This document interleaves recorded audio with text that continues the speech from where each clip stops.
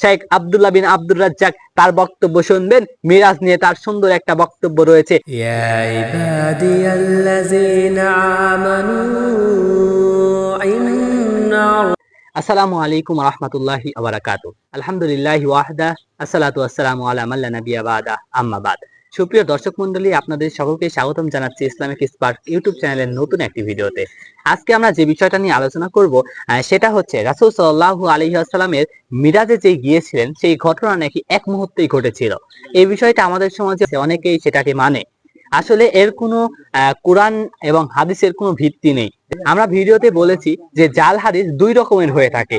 একটা হচ্ছে যেটা হাদিসে বর্ণিত আছে, আর আরেকটি হচ্ছে যার কোনো হাদিস বা কোরআন কোনো জায়গায় কোনো ভিত্তিই নেই।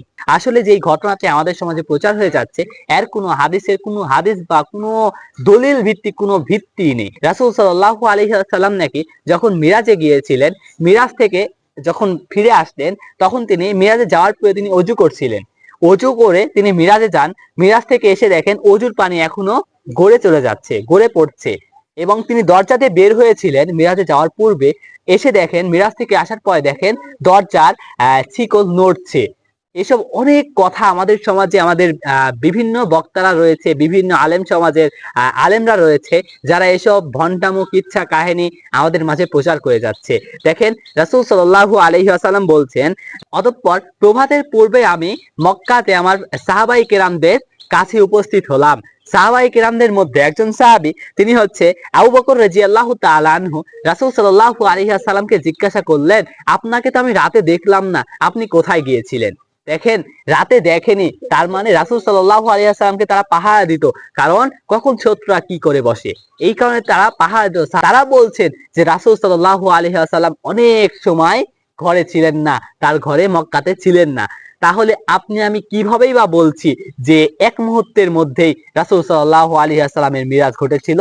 আসলে প্রায় কয়েক ঘন্টা সময় লেগেছিল, কারণ সাহাবায়ে কেরাম বলছেন অনেক হাদিসের বিশ্লেষণ করে, অনেক হাদিস এক জায়গায় করার পরে আমাদের যারা মুহাদ্দিসগণ রয়েছেন তারা বলছেন প্রায় 4-5 ঘন্টা লেগে গেছিল মিরাজের ঘটনা, মিরাজ থেকে ফেরত আসতে। তাহলে আপনি আমি কিছু ভণ্ড আলেমরা বলছে যে অনেক সময় এসব কিছুই লাগেনি, এক মুহূর্তের মধ্যেই মিরাজের ঘটনা ঘটেছিল।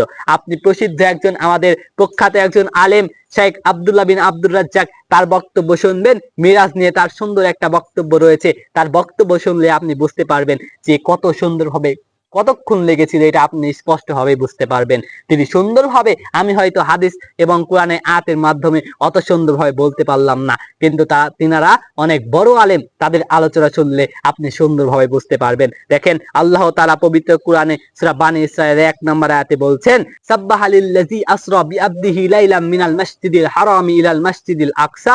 তিনি এখানে বলছেন যে, তিনি কি বলছেন? পবিত্র এই মহামান্বিত তিনি, যিনি বান্দাকে কি করলেন? ভ্রমণ করিয়েছিলেন মসজিদুল হারাম থেকে মসজিদুল আকসা পর্যন্ত তিনি ভ্রমণ করিয়েছিলেন। দেখেন এই জায়গায় আল্লাহ তাআলা বলছেন সেটা রাতে, আর সাহাবায়ে কেরামও কিন্তু রাতের কথাই বলছেন। তাহলে এর কোনো ভিত্তি নেই যে এক মুহূর্তে ঘটেছিল। আমরা সকলেই এটার উপর বিশ্বাস রাখবো যে তার মিরাজ হয়েছিল, এ কথা সত্য। কতক্ষণে হয়েছিল, কত সময় লেগেছিল, নাকি এক মুহূর্তে লেগেছিল, সেটা আমাদের জানার বা শোনার বা আমল করার বিষয় নয়। আমাদের এটাই মান্য করার বিষয়, বিশ্বাস রাখার বিষয়, সেটা হচ্ছে রাসূল সাল্লাল্লাহু আলাইহি ওয়াসাল্লামের মিরাজটা সত্য এবং মিরাজ ঘটেছিল। এসব আলতু ফালতু কিচ্ছা কাহিনী আমাদের মনে রেখে আমাদের কোনোই কাজ নেই। সুতরাং আমরা এসব কিচ্ছা কাহিনী যদি মাথায় এসেও থাকে, সেসব একবারে মাথা থেকে মুছে ফেলে দিব। এসব কিচ্ছা কাহিনী থেকে আমরা দূরে থাকবো। আল্লাহ তাআলা যেন আমাদেরকে এসব কিচ্ছা কাহিনী থেকে দূরে রাখেন।